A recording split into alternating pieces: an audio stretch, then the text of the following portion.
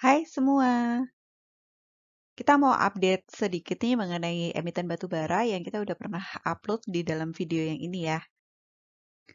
Dunia kini terus mengkampanyekan pengurangan energi fosil dan meninggalkan batu bara untuk menekan emisi karbon. Namun ternyata nggak berjalan mulus. Baru-baru ini dikabarkan bahwa Eropa mengalami krisis gas, yaitu karena harganya naik akibat dibukanya negara-negara pasca COVID, kemudian juga pasokannya tetap berkurang karena adanya penghentian produksi, juga ada manipulasi harga gas dari Rusia. Juga ada beberapa permintaan karena Eropa dan Asia udah mulai masuk musim dingin. Dan sementara pembangkit listrik tenaga angin nggak maksimal. Dari itu semua akibatnya harga tagihan listrik warga Eropa, khususnya Inggris, itu melonjak tinggi dan harga di Eropa itu melambung.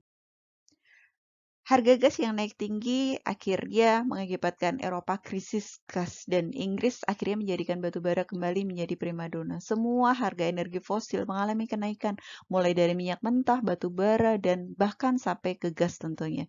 Dan kita tahu bahwa sekarang China pun juga mulai meningkatkan importnya, baik dari Rusia, Indonesia, maupun Mongolia. Dan sekarang ini kan sudah mulai musim dingin, artinya kebutuhan batu bara akan meningkat karena dibutuhkan lebih banyak untuk penghangat ruangan ya.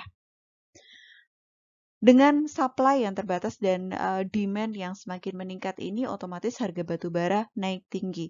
Dan saat ini harga batu bara sudah di kisaran 204 US dollar. Sekarang kita lihat yuk update untuk tiap emitennya. Kita lihat dulu dari Adaro ya. Dalam keterbukaan informasi kepada bursa, yaitu tanggal 27 September 2021, Adaro ini berencana untuk melakukan buyback saham sebanyak 4 triliun, yaitu pada tanggal 27 September sampai dengan 26 Desember 2021. Dan ini adalah kinerja dari Adaro ya selama semester 1 2021.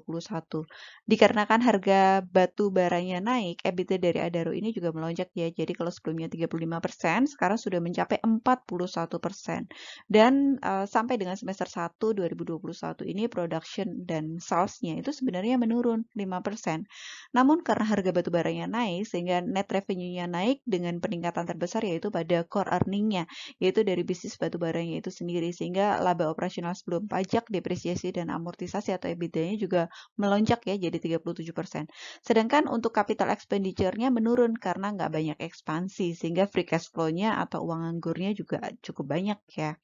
Dari sini kita lihat bahwa dengan demand yang sampai dengan semester 1 itu belum naik, tapi kan harga batu baranya sudah mulai naik ya. Padahal belum setinggi sekarang dan tanpa perlu tambahan capex, itu marginnya udah naik. Apalagi nanti ya, ketika kinerja kuartal 3 dan kuartal 4 dibukukan. Kan kita tahu ya kuartal 3 ini kan harganya sudah mulai lebih tinggi lagi dan demand-nya sudah mulai naik lagi ya. Adaro ini diuntungkan dengan adanya kenaikan demand dari China ya, karena keterbatasan supply domestik, pemulihan ekonomi di China, dan keterbatasan energi terbarukan di China yang mengakibatkan China dilanda krisis. Kenapa? Karena Adaro ini kalau kita lihat dia memang banyak sekali ekspor ke China ya. Dan kita tahu bahwa China itu kan ada masalah dengan Australia ya.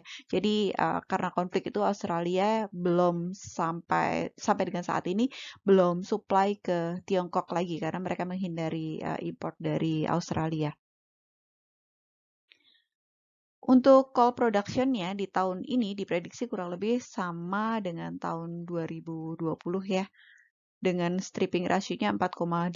Ini adalah rasio lapisan tanah yang terbuang waktu mereka menggali ya, dibandingkan dengan si batu baranya itu sendiri.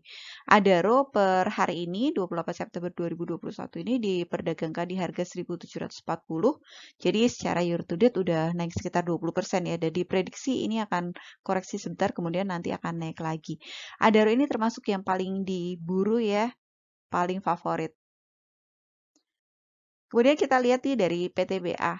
PTBA ini baru saja melakukan pengalihan saham dengan metode penjualan di luar bursa atau private placement.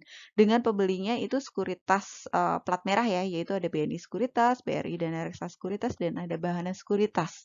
Yaitu pada tanggal 22 September 2021 sebanyak 303 juta lembar saham di harga 2.280 atau setara dengan 691 miliar. Dan nggak cuman itu aja tuh, selain private placement di atas, itu ternyata bahwa ketiga broker ini juga melakukan pembelian pada saham PTBA di pasar nego. Jadi kalau menurut data dari Bursa Efek Indonesia, investor itu menggunakan kode broker saham, itu kodenya NI untuk BNI Sekuritas, kemudian DX untuk Bana Sekuritas, dan BRI Dana Sekuritas atau OD. Dengan totalnya itu dibeli in average itu di harga 2.280 dan totalnya adalah 1,6 triliun. Pertanyaannya adalah kenapa ya mereka mau ngebeli? Karena ya itu tadi, karena kan harganya dari PTBA ini kan udah turun tajam ya. Jadi mereka punya optimis bahwa harganya ini akan rebound dan mereka akan mengukuhkan kinerja yang lebih bagus ya. Nah, PTBA ini kan sekarang di harga 2.630 atau secara year to date sebenarnya masih minus sih, yaitu masih minus sekitar 5,7%. Nah, kalau dilihat dari kinerjanya, PTBA ini volume produksinya itu di tahun 2021 semester 1 ini adalah 13,3 juta ton, yaitu naik sekitar 11% ya kalau dibandingkan periode yang sama tahun yang lalu ya. Nah, target produksinya sendiri di tahun 2021 itu adalah 30 juta ton dengan stripping rasio mereka adalah 4,4. Kalau tadi kita ingat ya, Adaro tadi kan 4,8, berarti si PTBA ini lebih efisien ya dibandingkan dengan Adaro. Kemudian untuk volume penjualan itu naik 3%. Tapi karena PTBA ini kan milik negara ya, jadi kalau kita lihat itu 63% dari produksinya itu adalah untuk konsumsi domestik dan hanya 37% yang diekspor. Ya, sisi positifnya sih demand-nya relatif stabil ya, tapi ya nggak banyak akan diuntungkan dengan adanya krisis ekonomi dunia dan harga batubara dunia yang melonjak tinggi. Dan selain itu juga akan lebih terpengaruh ke HBA sih, harga batu bara acuan ya, ketimbang Newcastle ya. Yang mana kita tahu bahwa harganya HBA itu kan selalu lebih rendah ya dibandingkan dengan Newcastle. Jadi HBA itu saat ini di 150 US dollar ya. Karena itulah makanya rata-rata dari harga jual PTBA ini hanya 787.000. Ini sampai dengan semester 1 ya tahun 2021. 787.000 tuh kalau misalnya kita konversi dengan kurs 14.250 itu setara dengan 55 US dollar saja. Jadi murah ya. Nah, dengan adanya gap yang sedemikian tinggi, itu dari pihak perusahaan menjelaskan bahwa sebenarnya untuk harga itu akan selalu ada gap sekitar 3 bulan. Jadi misalnya nih harga jual pada semester 2 itu maka acuan harga yang digunakan adalah harga batubara acuan tertimbang di kuartal 1. Jadi di sekitar di bulan Maret. Karena itu jadi gapnya cukup tinggi ya. Biaya produksinya itu 588 ribu rupiah ya per ton atau setara dengan 41 US dollar. Dan untuk saat ini pendapatannya di semester 1 ini naik 14% ya dengan labanya itu sebesar 1,8 triliun atau naik sekitar 38%.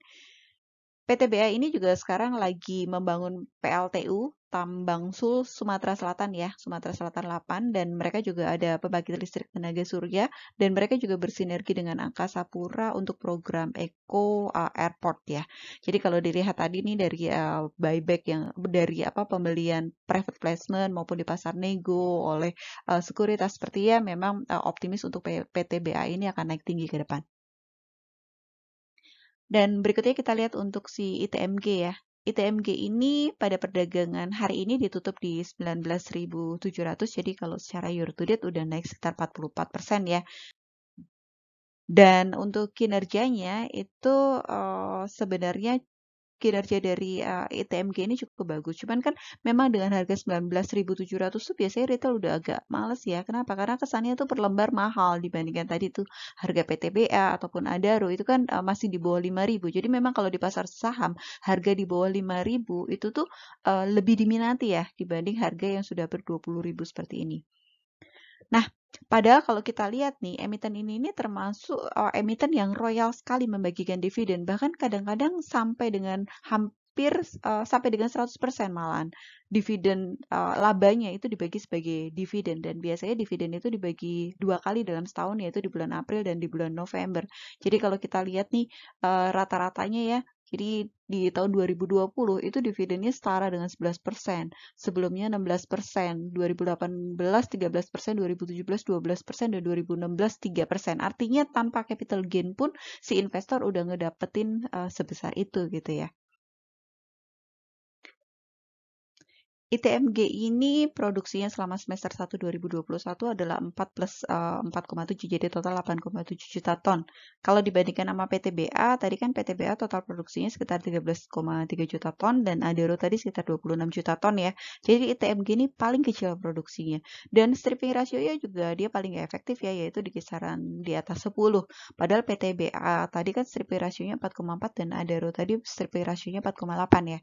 Jadi memang ITMG ini kurang efektif ya. Tapi meskipun volumenya kecil, cuman kan ITMG ini banyak ekspor. Jadi harga jualnya secara rata-rata juga tinggi nih, yaitu sekitar 80 US dollar. Padahal tadi kan PTBA cuma sekitar 55 US dollar ya. Nah, kalau dilihat nih, memang ITMG ini paling banyak itu adalah diekspor karena porsi lokalnya sendiri hanya sekitar 19% nih. Padahal kita tahu bahwa DMO atau minimum ya, domestic minimum itu harusnya 25%. Jadi bisa jadi nih nanti di semester kedua ITMG ini akan ngejar untuk supply ke domestik ya, baru sisanya nanti mereka ekspor. Nah, untuk tujuan ekspor paling tinggi adalah ke China ya.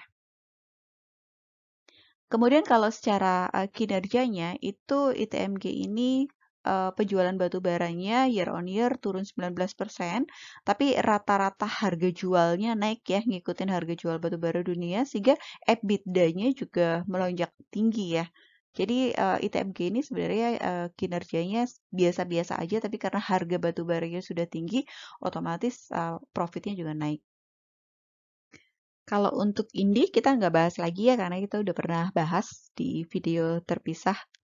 Jadi sektor batu bara ini sekarang kan lagi bullish nih dan biasanya akan diikuti juga dengan kenaikan dari sektor pendukung batu bara dan sektor komoditi lainnya nih seperti sektor sawit gitu. Tapi nanti kita akan bahas dalam video yang terpisah. Thank you for watching. Happy investing all.